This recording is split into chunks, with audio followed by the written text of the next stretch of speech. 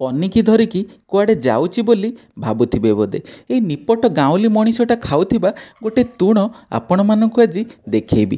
ଏଇ ଶିଳରେ ବଟା ହେଇଥିବା ରଗୁଡ଼ା ହେଇଥିବା ଏଇ ବେସର ମସଲା, ଆଉ କିଛି ଗୋଟା ଗରମ ମସଲା, ଆଉ ଗଛରୁ ଆସିଥିବା ସେଇ ଲେମ୍ବୁ, ସେଇ କୁକୁଡ଼ା ମାଉଁସରେ ଟିକେ ଲେମ୍ବୁ, ଦହି, ହଳଦୀ ଗୁଣ୍ଡ, ଧଣିଆ ଗୁଣ୍ଡ ଆଉ ଲୁଣ ପକେଇକି ଟିକେ ମ୍ୟାରିନେଟ୍ କରିକି ରଖିଦେବେ।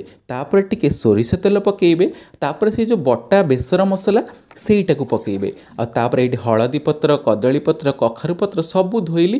ଆଉ ଏଇଠି ଟିକେ ଭୃସଙ୍ଗ ପତ୍ର ବି ତୋଳିଲି। ଆଉ କଞ୍ଚା ଲଙ୍କା ବି ଲାଷ୍ଟରେ ଟିକେ ଗୋଳେଇଲି। ପତ୍ରକୁ ସବୁ ସାଇଜ୍ କରିକି ରଖିଲି। ଆଉ ସେଇଥିରେ କ'ଣ କଲି ନା, ସେ ଯେଉଁ କୁକୁଡ଼ା ମାଉଁସଟା ପତ୍ରରେ ପୂରେଇ ଦେଲି, ମାନେ ପତର ପୋଡ଼ା ବନେଇବା ପାଇଁ। ଆମର ଏଇ ଜିନିଷଟା ବହୁତ ଆଗରୁ ଆସିଛି। ଆର ସ୍ୱାଦ କେହି ବି ଦେଇପାରିବେନି।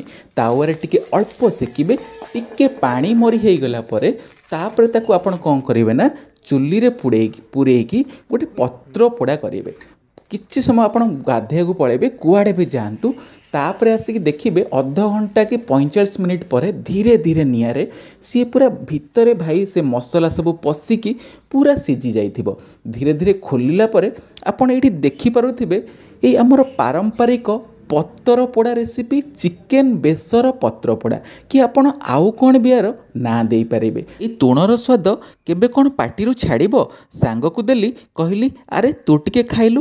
ସେ ଖାଇକି କହିଲା ବହୁତ ସ୍ୱାଦିଷ୍ଟ ହୋଇଛି, ଆଉ ଟିକେ ମିଳିବ।